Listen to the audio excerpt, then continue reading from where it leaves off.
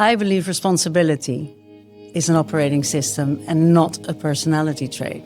It's not from the perspective of psychology or something like that, but from a leadership perspective, it's about creating an environment where people can thrive, to bring their best into work and achieve the results that are best for the organization, for the people themselves, and for the stakeholders of the organization.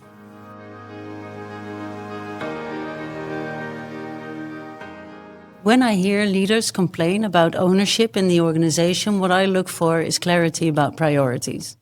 Generally speaking, if priorities are clear, ownership is possible. But if priorities are not clear, then how are people going to take ownership?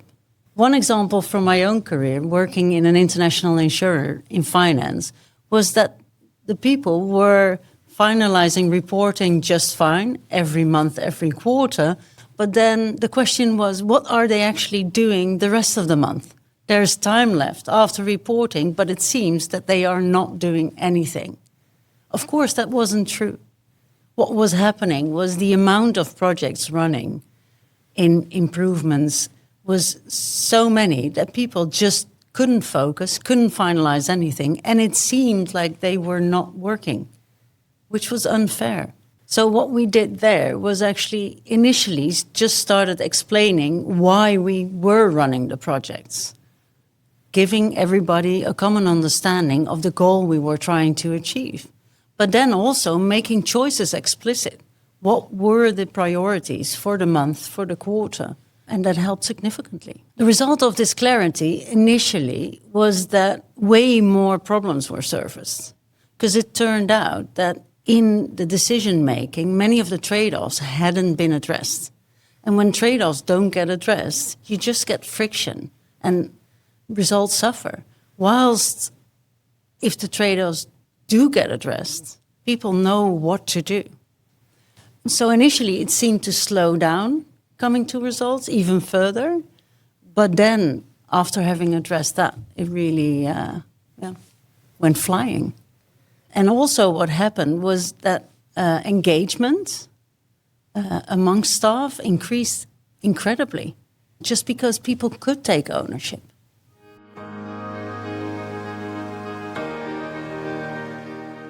Other signals of people feeling unsafe in this specific example is about talking behind people's back, for example, about people dodging responsibility in, oh yes, you asked me, but I'm only responsible for this very specific part, instead of saying, okay, I can take this on, but I need help with X, Y, Z.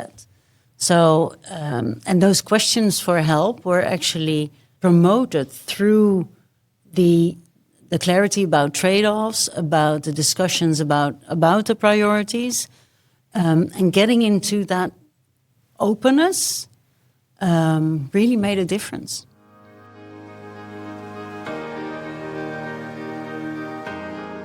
When I redesign a system to enable ownership, the first structural element I address is the priorities. Are priorities clear? Are there not too many priorities? The second element is about you get what you steer on. So if KPIs and if metrics and if management attention is focused on certain things, then those are the things that you will get. Being aware of the trade-offs that certain KPIs have is very important. If you focus very much on costs, then costs likely is going to go down.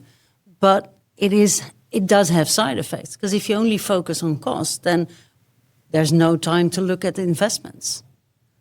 But investments do not only mean investments in tangible thing, it's also about investments in staff. It's about investments that make people feel valued, appreciated.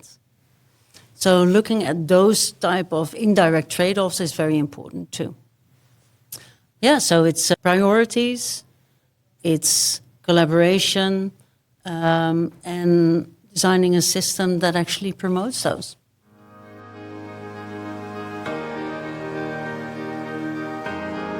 I think it's an interesting question, but if you look at it, when you ask people to take on accountability, it's almost like you're accusing them that they are currently not taking on accountability.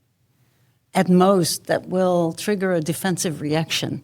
And when you design a system that makes it enjoyable and safe to take on accountability, then people thrive. So it's a complete opposite dynamic.